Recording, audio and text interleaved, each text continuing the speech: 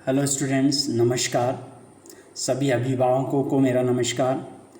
प्यारे बच्चों, आपके लिए मैं फिर से आपके बीच हूँ रेस्पिरेशन सिस्टम को लेकर के।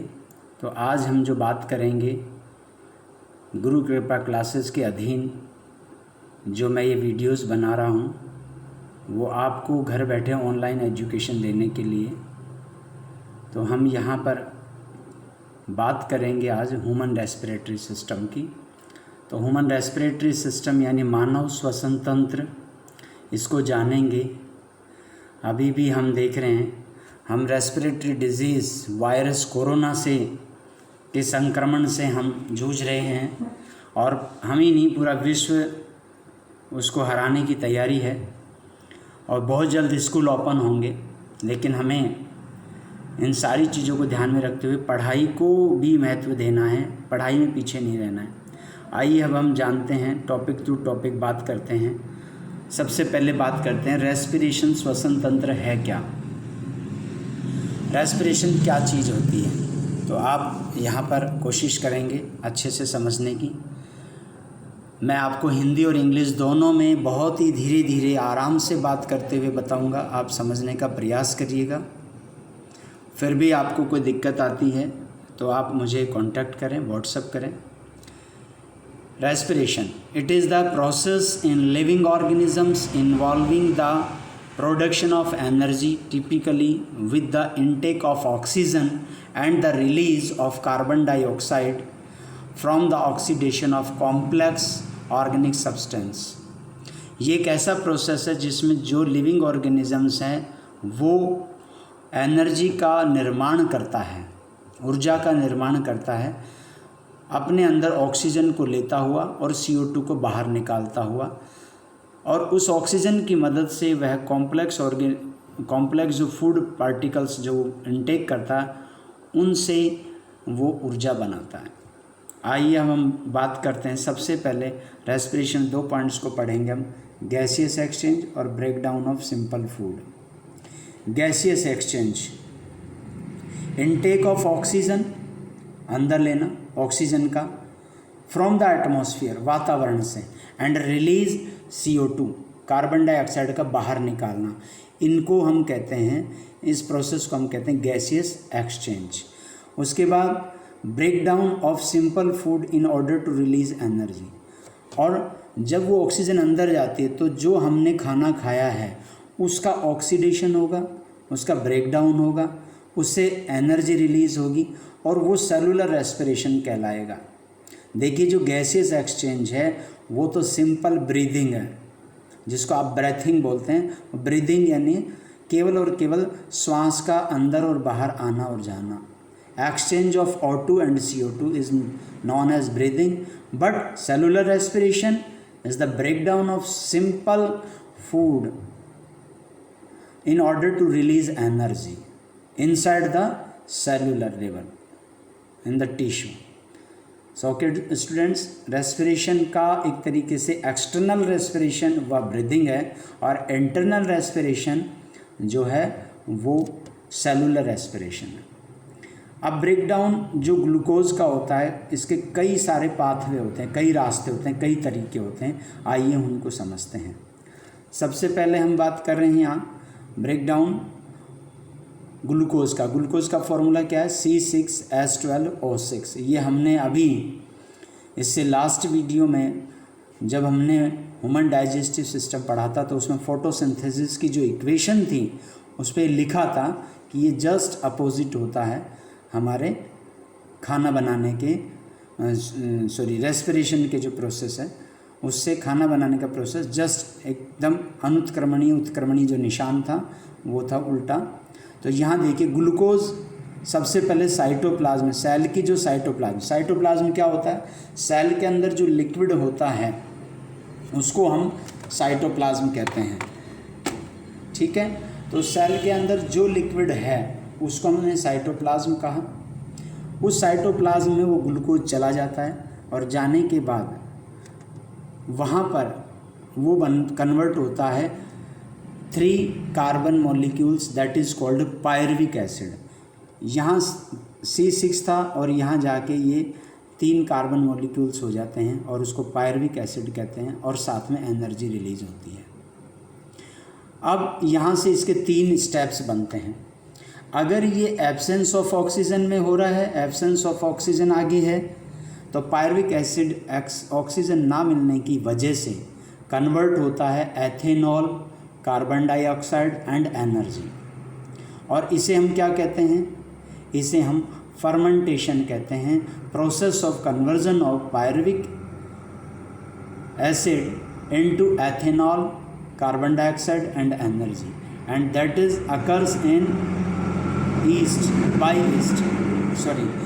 ईस्ट। ये ईस्ट के द्वारा जो है वो होता है, इसलिए हम इसको क्या कहते हैं? इसको एनएरोबिक रेस्पिरेशन कहते हैं, एनएरोबिक। अब हम बात करते हैं आगे प्रेजेंस ऑफ ऑक्सीजन, जो आप मेरे फोटो के साइड में देख रहे हैं, इस साइड में। तो वो प्रेजेंस ऑफ ऑक्सीजन, जब ऑक्सीजन प्रेजेंस होती है तो वो माइटोकॉन्ड्रिया में वो रिएक्शंस होगी और वहाँ पर जो है क्या क्या बनेंगे वो देखते हैं हम। वहाँ CO2 रिलीज़ होगी, वाटर रिलीज़ होगा और एनर्जी बनेगी। तो ये है aerobic respiration. So aerobic respiration, the respiration in which oxygen is required in the presence of oxygen in mitochondria, okay, that is called aerobic respiration। उसके बाद हम बात करते हैं, हम अगली बात करें, बीच में जो आप देख रहे हो वो इनसफिशिएंट ऑफ ऑक्सीजन होता है। इनसफिशिएंट ऑक्सीजन मीन्स जहाँ पर ऑक्सीजन की मात्रा कम होती है, पर्याप्त नहीं होती है। तो जब कमी होने लगती है तो हमारी मसल्स में थकावट आना, नींद आना, उबासी आना, ये इस बात का संकेत है कि लैक्टिक एसिड बन रहा है। आइए देखते हैं इनसफिशिएंट ऑक्सीजन को हम समझते हैं। ये देखिए आप यहाँ पे, इनसफिशिएंट जब ऑक्सीजन मिलती है मसल्स में तो आप यहाँ देखिए तो लैक्टिक एसिड बन रहा है, साथ में क्या बन रहा है? एनर्जी बन रहा है।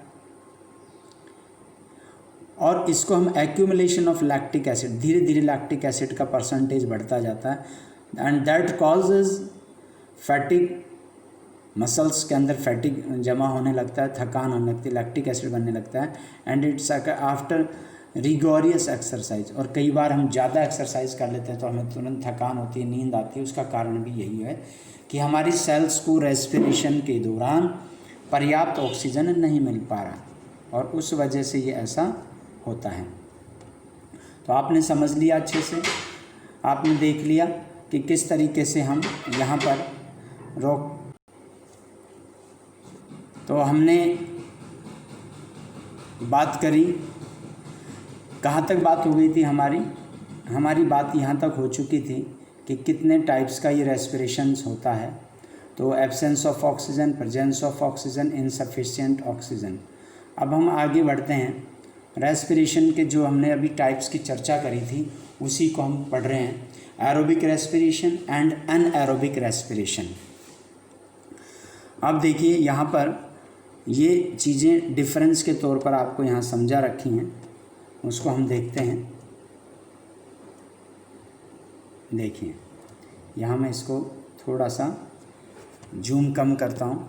अब देखिए एरोबिक और एनारोबिक रेस्पिरेशन में ये प्रेजेंस ऑफ ऑक्सीजन में होती है, एरोबिक चर्चा कर चुके हैं। एनारोबिक एब्सेंस ऑफ ऑक्सीजन में होती है।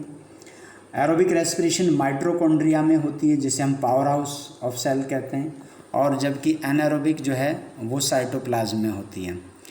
इसके साथ ही एरोबिक के जो प्रोडक्ट हैं, ये बड़े जो एग्ज़ाम्स है कॉम्पिटिटिव एग्ज़ाम्स, उनमें ये बारीक चीज़ें पूछी जाती हैं कि end product of aerobic respirations are, option दे दिए जाते हैं O2 CO2, O2 + H2O, CO2 + H2O, या बोथ या नन। तो आपको वहाँ करना है CO2 + H2O। इसी तरह and product of anaerobic respiration, तो वहाँ पे अल्कोहल, लैक्टिक एसिड आपको बताना है। अल्कोहल और लैक्टिक एसिड भी ऑप्शंस होता है और ये बाय ईस्ट होता है, फर्मेंटेशन इसमें प्रोसेस होता है। रेस्पिरेशन में अब एनर्जी का कंपैरिजन करें, एरोबिक रेस्पिरेशन में ज़्यादा एनर्जी बनती है एट अबाउट 30 ATP। ATP क्या होते हैं? ATP are the currency of energy.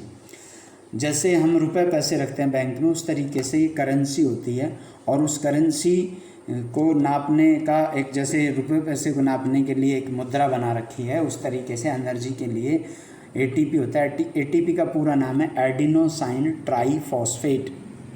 और लेस अमाउंट में बनेगी किस में बनेगी? एनारोबिक में। ओनली 2 एटीपी बनेंगे। तो ये हमारा एक अच्छा क्वेश्चन तैयार हो गया है, difference between aerobic and anaerobic respiration को लेके। अब आइए आगे बढ़ते हैं ह्यूमन रेस्पिरेटरी सिस्टम की ओर बढ़ते हैं कि किस तरीके से ह्यूमन रेस्पिरेटरी सिस्टम काम करता है। अगर आपको कोई प्रॉब्लम्स है तो आप मुझे व्हाट्सअप कर सकते हैं और अपने प्रॉब्लम इन दिए हुए नंबर पे पूछ सकते हैं। देखिए, अब मानव के अंदर श्वसन, ये हमने अभी तो श्वसन को नॉर्मल समझा। मानव में किस प्रकार होता है, इसका मैकेनिज्म क्या है, इसके कौन कौन से पार्ट्स इसमें पार्टिसिपेट लेते हैं, उनको समझते हैं। सबसे पहले नॉस्ट्रिल, यहाँ से नेज़ल पासेस, ये पूरा जो नाक के अंदर जो 3 तरह की हड्डियाँ होती हैं उनको कंबाइंड मिला के बोलते हैं nasal passes. Nasal cavity, pharynx, larynx, trachea then divide in bronchi, bronchioles, और वो लंग्स में चले जाते हैं तो उनको ब्रोंकियोल्स, लंग्स में जाने के बाद शाखा बनती है, इसलिए लंग्स के बाद ब्रोंकियोल्स बोलेंगे। और ब्रोंकियोल्स आगे जाके एक अंगूर के गुच्छे नुमा झाड़ी में कन्वर्ट हो जाते हैं, जिसे हम क्या कहते हैं? Alveolar sac. और सबसे स्मॉलेस्ट जो फंक्शनल स्ट्रक्चर यूनिट है रेस्पिरेटरी सिस्टम की, वो है एल्वियोली। और एल्वियोली चारों तरफ से कवर्ड होती हैं ब्लड कैपिलरीज, जिसमें आर्टरीज और वेन्स होती हैं, जो O2 CO2 का बाय डिफ्यूज़न लेन देन करती हैं। आइए अब हम समझते हैं मैकेनिज्म ऑफ ब्रेथिंग। ब्रेथिंग होती कैसे है? ब्रेथिंग में 2 प्रोसीजर हैं, इनहेल एंड एक्सहेल। अंदर जाना ऑक्सीजन का, और ऑक्सीजन को एब्जॉर्ब करने के बाद CO2 को वापस से ब्लड कैपिलरीज एल्वियोली को देती हैं और वो बाहर आती है CO2, उसको एक्सहेलेशन बोलते हैं। बच्चों, क्लियर हो रहा है? आप मुझे कमेंट्स ज़रूर करें कि मैं कहीं ज़्यादा फास्ट तो नहीं पढ़ा रहा हूँ, मुझे और धीरे चलना है या तेज़ चलना है, या आप थोड़ा मुझे बताएंगे, कमेंट्स करें तो मुझे समझ में आएगा। मैं और आगे अच्छा बेहतरीन वीडियो बनाने का प्रयास करूँगा। यहाँ पे इनका डिफरेंस दे रखा है। यहाँ थोरेसिक कैविटी, जैसे चेस्ट कैविटी जो होती है, वो इनहेल के दौरान एक्सपेंड होती है, ऐसे इस तरीके से थोरेसिक कैविटी बढ़ती है, जबकि एक्सहेल में इस तरीके से जब हम निकालते हैं CO2 को बाहर, तो हमारी चेस्ट कैविटी, हमारी थोरेसिक कैविटी कॉन्ट्रैक्ट होती है, सिकुड़ती है। इनहेल में रिब्स लिफ्ट अप, वो ऊपर उठती हैं, जबकि एक्सहेल में रिब्स गोज डाउनवर्ड्स, वो नीचे की ओर जाती हैं।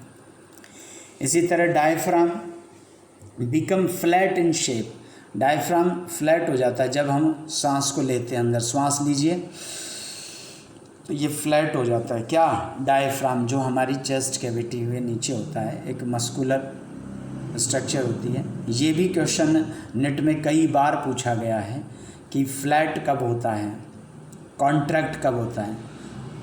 और यहाँ पे डोम शेप हो जाता है, किसमें? जब हम करते हैं तो इस तरीके से डोम शेप, इस तरीके का ऐसे हो जाएगा। इसमें फ्लैट होता था इनहेल में, जबकि एक्सहेल में फ्लैट हो जाता, डोम शेप हो जाता है एक्सहेल जब बाहर निकालते हैं। आगे बात करें, वॉल्यूम लंग्स का इंक्रीज होता है जब हम लेते हैं, और वॉल्यूम लंग्स का डिक्रीज होता है जब हम बाहर निकालते हैं।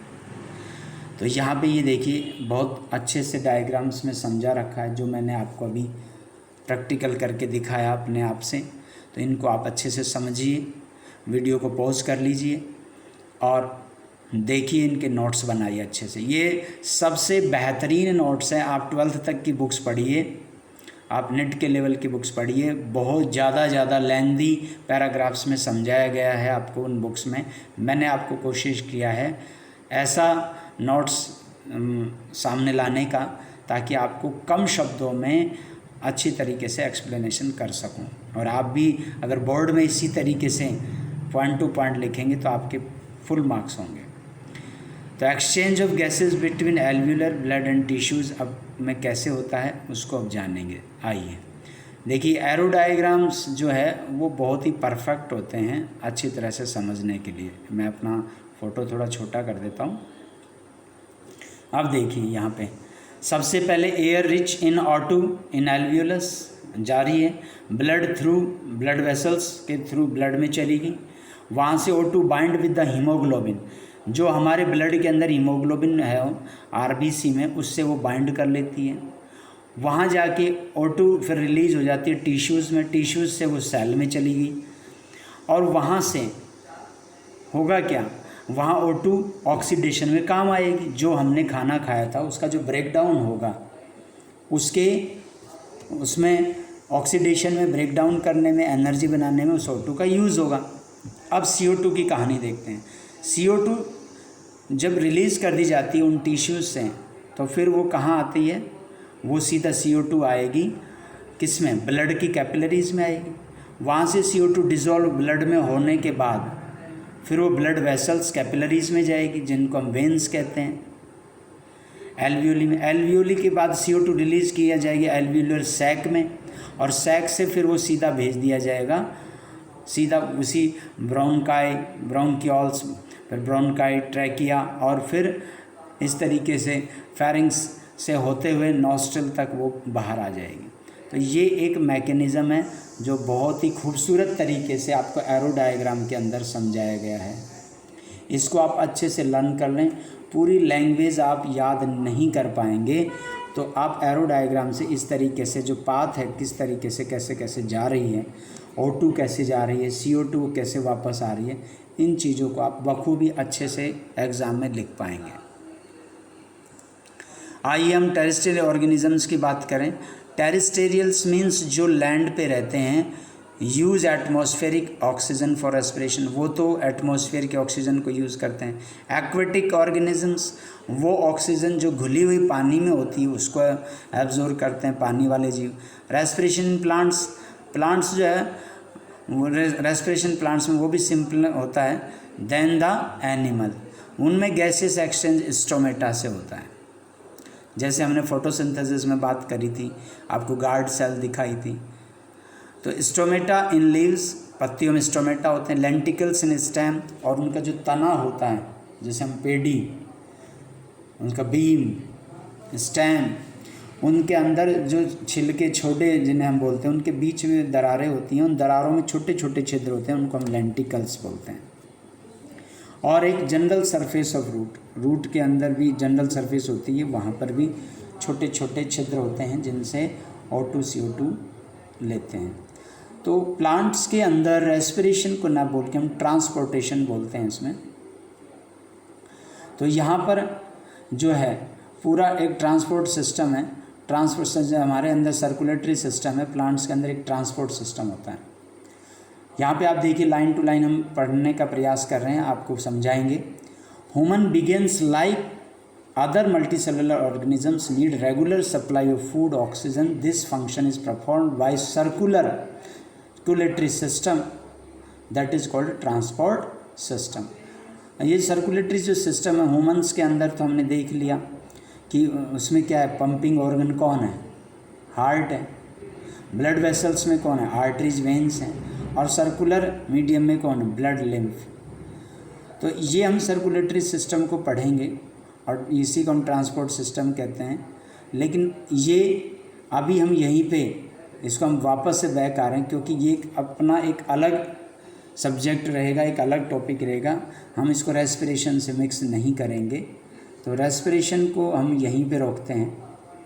आप थोड़े से कैविटी और लंग्स का डायग्राम बनाएं और यहाँ पे पूरा आप देखिए, ये देखिए, इसको पूरा समझने का फिर से प्रयास करें। मैं इसको थोड़ा जूम कर देता हूँ।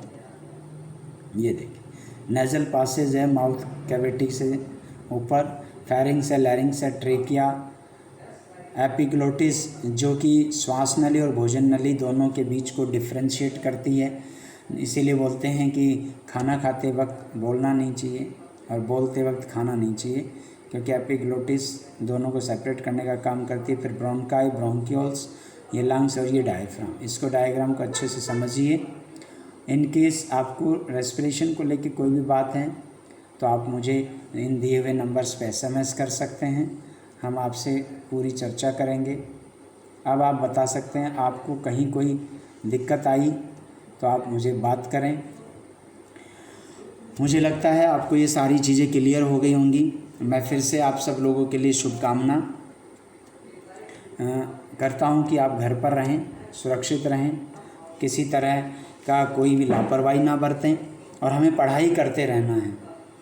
अगर हम अपने इस लॉकडाउन की पीरियड में अपने आप को अपडेट रखेंगे, पढ़ाई करते रहेंगे, नोट्स बनाते रहेंगे, तो लॉकडाउन खुलने के बाद जल्दी उम्मीद जताई जा रही है कि जुलाई में स्कूल ओपन होंगे। आज मैं आपसे जो है 23 जून में मैं आपसे बात कर रहा हूँ। उम्मीद जताई जा रही है कि जुलाई में स्कूल खुल जाएं।